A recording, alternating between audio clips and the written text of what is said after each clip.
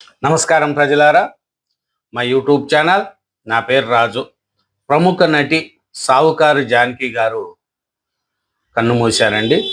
ఆయన తెలుగు సినిమాలతో పాటు తమిళం, హిందీ సినిమాల్లో కూడా నటించారు. కొంతకాలంగా వయస్సు కారణంగా ప్లస్ ఆరోగ్యం కారణంగా కూడా పోరాటం, హెల్త్తో సరిలేక ఆయన ఉండింది. ప్రముఖ నటి సావుకారు జానకి గారు తెలియని వాళ్ళు ఎవరూ లేరు. ఎందుకంటే సావుకారు సినిమా హిట్ కావడంతో ఆమెకు సావుకారు అనే పేరుతో వచ్చి సావుకారు జానకిగా పేరు సంపాదించుకునింది. చెన్నైలోని ప్రైవేట్ ఆసుపత్రిలో తుది శ్వాస విడిచిందండి ప్రముఖ నటి సావుకారు జానకి గారు.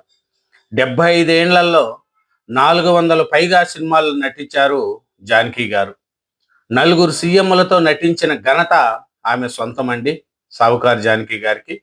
4 ఏళ్ల క్రితం వరించిన పద్మశ్రీ పురస్కారం, చివరి శ్వాస వరకు నటించాలనుకున్న జానకి గారు. చూసుకుంటే ప్రముఖ నటి జానకి గారు కన్నుమూశారండి. ఆమె ఎక్కడుంది, ఇక్కడ చూద్దాం ఒకసారి. ప్రముఖ జానకి గారు ఆయన 94 సంవత్సరాలండి ఆయన కన్నుమూశారు. చెన్నైలోని ప్రైవేట్ ఆసుపత్రిలో ఐసీయూలో చికిత్స పొందుతూ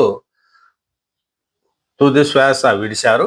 ఆమె కొంతకాలంగా శ్వాసకోశ, వృద్ధాప్య సంబంధిత సమస్యలతో బాధపడుతున్నారు. 94 ఏళ్ళ సావుకారు జానకి గారికి. ఏమిరంటే మరోసారి తీవ్ర అవస్థత గురి కావడంతో కుటుంబ సభ్యులు చెన్నైలోని కావేరీ ఆసుపత్రికి తరలించారు. ఆ క్రమంలో అక్కడ సావుకారు జానకి గారు కన్ను మూశారు. మళ్ళీ సావుకారు జానకి గారు ఎక్కడ పుట్టారు, ఏమి అనేది కూడా ఒకసారి చూసుకున్నాం.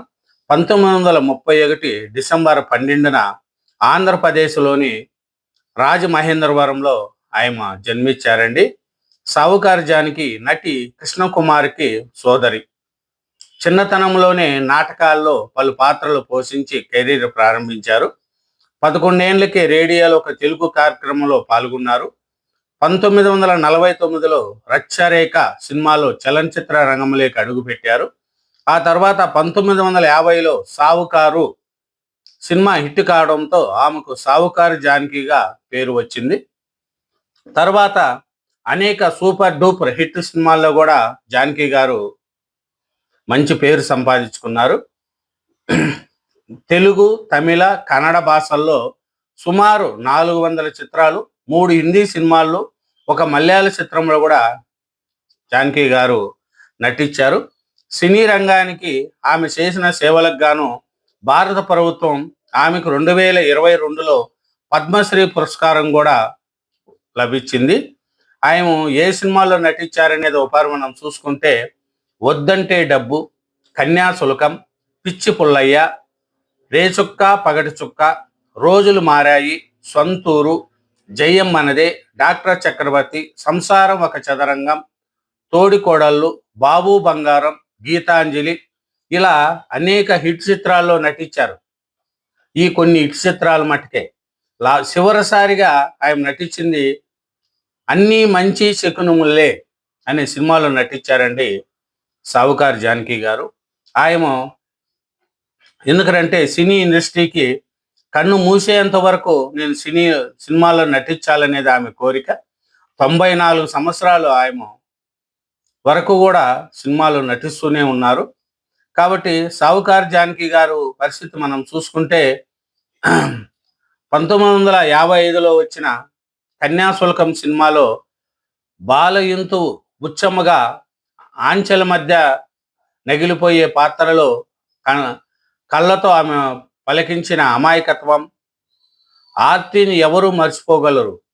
అందుకే 5 ఏళ్ల ముందు తొలి చిత్రం సావుకారు సినిమాలో ఎన్టీఆర్ సరసన సుబ్బులుగా ఒదిగిపోయిన తీరు, అక్కా చెల్లెల సినిమాలో పాండవులు పాండవులు తుమ్మిద అంటూ వేసిన స్టెప్పులు ఆమెను తలుసుకుని మదిలో మదులుతాయి.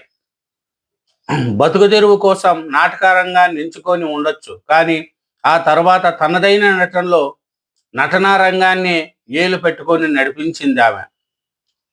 శంకర్ మంచి జానకిగా తెరగంటేసం చేసిన మొదటి సినిమాతోనే తన ఇంటి పేరును సావుకారుగా మార్చుకొని తెలుగు, తమిళ, కన్నడ, మలయాళ, హిందీ భాషల్లో నటించిన జానకి ఇంకా లేరు.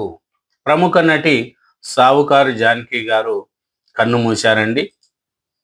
ఎందుకంటే ఆయనకు 94 సంవత్సరాలు.